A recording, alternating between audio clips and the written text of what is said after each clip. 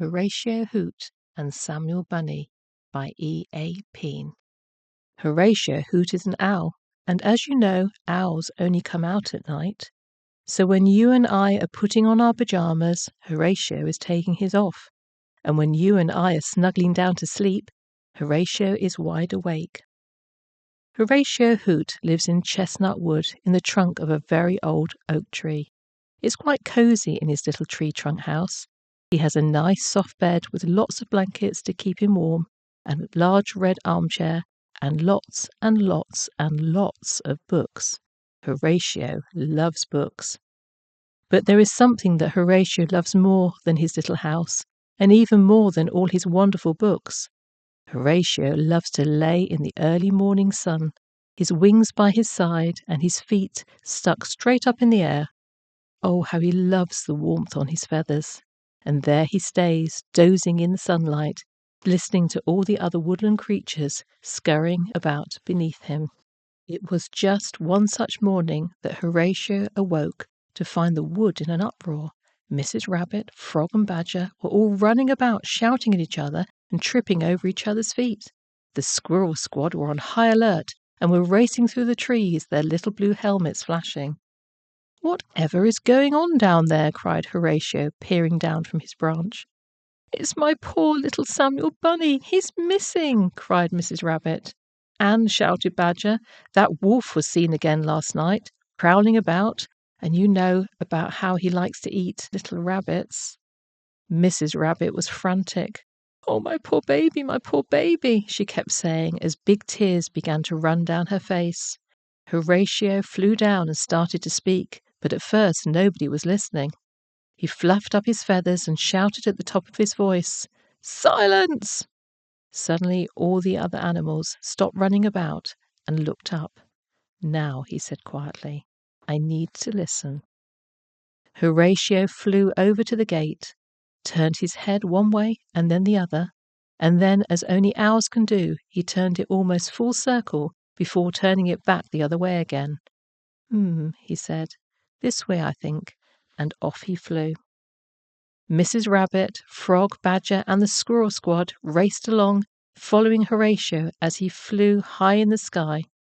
As they reached the edge of the field, Horatio flew lower and lower until his wings almost touched the top of the wheat growing in the field.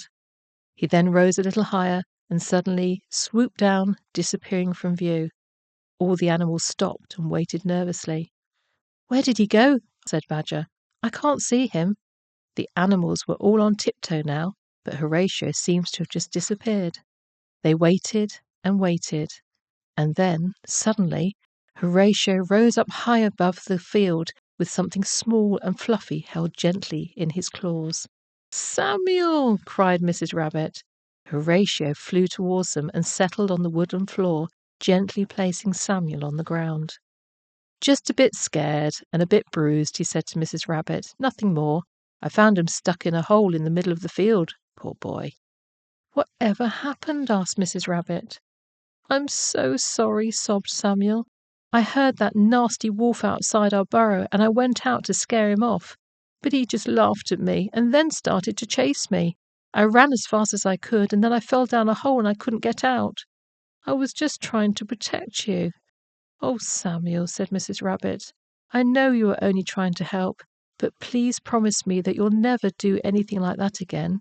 You're not grown up enough yet to take on the wolf." Samuel Bunny nodded his head and looked very sad. Horatio winked at Samuel. "How do you fancy helping me get rid of that nasty wolf?" said Horatio kindly. "Really?" replied Samuel. "Absolutely," said Horatio, and he held his wing over his beak and whispered to Samuel, "Now, here's what I want you to do." The next night, Samuel carefully placed the pretend rabbit he had made just outside the burrow, and then he crept back in and waited. It wasn't long before he heard the wolf whistling as he came through the wood. As the wolf got close, Samuel gently pulled on a string he had attached to the pretend rabbit, and it looked just like a real one trying to run away. The wolf licked his lips, leapt at it, and gobbled it up in one mouthful. "Yuck!" he cried, spitting it out. "That's horrible! It's disgusting!" And off he ran, never to return. "But how did you know?" asked the others when Horatio told them what had happened.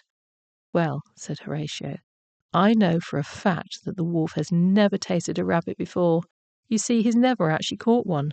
Now he'll never want to taste one again." "Oh, thank you, Horatio," said Mrs. Rabbit. "You're so wise." "Oh, don't thank me, Mrs. Rabbit. It was Samuel who made the pretend rabbit.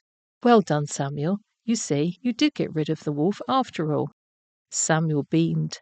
It had been a long day for everyone, and as the sun started to fade and the animals went back to their homes, Horatio yawned. He should have been sleeping during the day, and he was now very tired. "Well, good night all," he said, and he flew back to his tree trunk home. He climbed into bed, but just as he was dropping off, there was a loud knock on the door. "Come on, Horatio, you're late for breakfast," cried the other owls. Horatio smiled to himself. "I'm just coming," he shouted back. "But I think I'll just have a little nap first," he muttered to himself before falling into a deep sleep. The end. Please like and subscribe for more stories. These books and more are available on Amazon now. Thank you so much for listening.